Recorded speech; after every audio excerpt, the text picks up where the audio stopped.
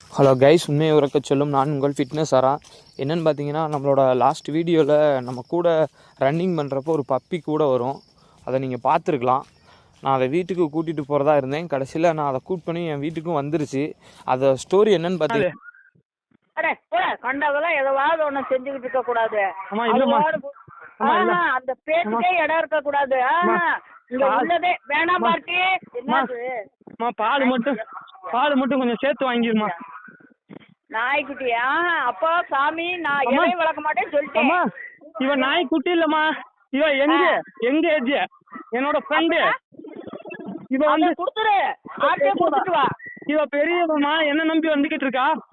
ஐயோ வேணாம் சாமி, நான் அப்புறம் இன்னைக்கு சோறு கூட ஆட்ட மாட்டேன் போயிருவேன். எனக்கெல்லாம் தேவையே இல்லை வீட்டுல. இந்த நாய் வளர்க்கறதே எனக்கு பெரும்பாடு. வேணாம் வேணாம் வேணாம். இப்ப வந்து வாட்ட சாட்டமா இருப்பாமா, காட்ட சாட்ட மாட்டே இருக்கு நாய். வேணாம் பார்த்திவா, அங்கிட்ட புட்டு புட்டு எதுவும் பார்த்தா கூட வாங்கி போட்டு கூட வந்திருக்கேன். என்கிட்ட எல்லாம் வேணாம் பார்த்தி. தோட்டங்காடா என்ன நீ எல்லாம் பேசிக்கிட்டு இருக்க?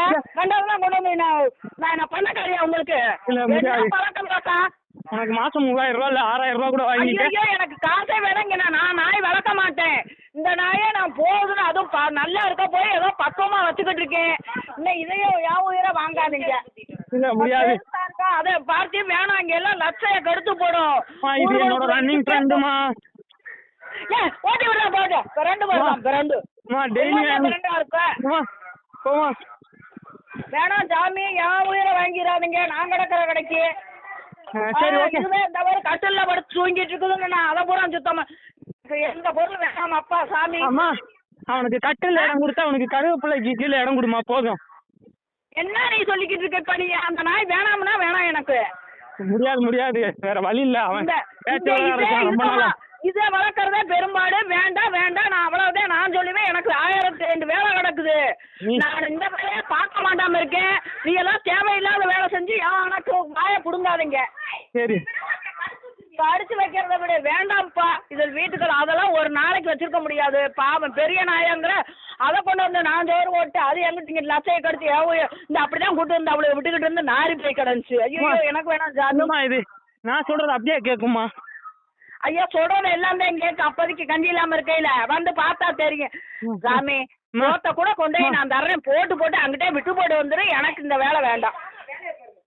நான் தான் அடுப்பு இட்லி விட்டு வைக்க போனேன். ஐயோ விடுறதோ இங்க லட்ச கட்டிட்டு கிடந்தா யார் பாத்துக்கிட்டு இருப்பா?